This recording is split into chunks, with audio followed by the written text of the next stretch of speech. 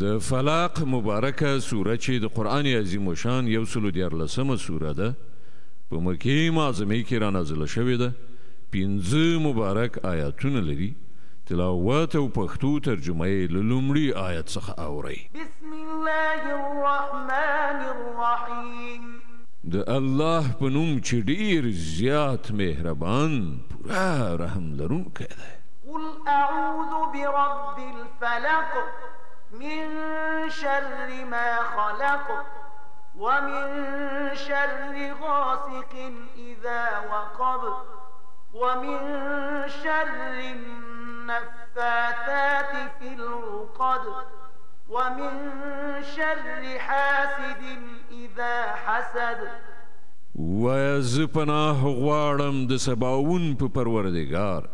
د هر هغه څه له شر څخه چې هغه پیدا کړي دي او د شپې د تیارې له شر څخه چې کله هغه خوره شي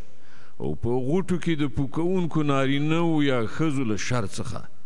او د حسدناک له شر څخه چې کله هغه حسد وکړي